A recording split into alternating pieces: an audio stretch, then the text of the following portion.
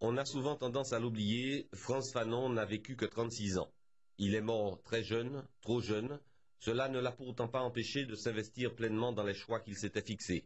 Travailleur infatigable, exigeant pour lui comme pour les autres, Frantz Fanon a toujours tenu à aller jusqu'au bout de ses engagements. C'est en tout cas ce que disait de lui son frère aîné Joby Fanon, aujourd'hui disparu, dans un ouvrage qu'il venait de lui consacrer. Au nom de Frantz Fanon résonnent immédiatement les échos de l'Algérie, médecin psychiatre à Blida, membre du FLN, théoricien de la décolonisation, auteur entre autres de Peau noire et masque blanc, Frantz Fanon, un homme de culture, de conviction, mais surtout un Martiniquais que peu de gens connaissent vraiment. Son frère aîné, Joby, confident et ami, dans une biographie a voulu tordre le cou à des idées reçues. Il souhaitait, disait-il, rendre à Frantz Fanon sa dimension d'homme.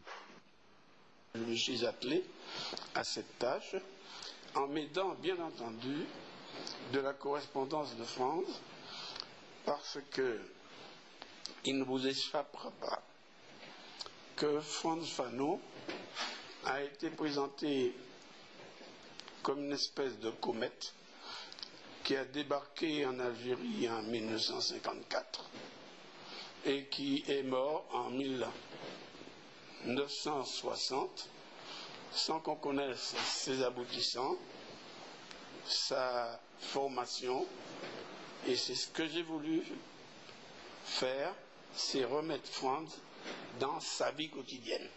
Frantz Fanon, décrié ou adulé, une chose est certaine, il n'a laissé personne indifférent. Traite à la patrie pour certains, héros de l'indépendance algérienne pour d'autres, Joby Fanon, là encore, veut rétablir la vérité. En fait, c'est pas Fanon qui a tourné le dos à la France, c'est la France qui a tourné le dos à Fanon, et que Fanon a été le propagandiste des idées généreuses de la France. Joby Fanon nourrissait un espoir, celui de voir rapatrier les cendres de son frère. Peut-être que d'autres prendront le relais pour que le corps de Frantz Fanon repose enfin dans le sol natal.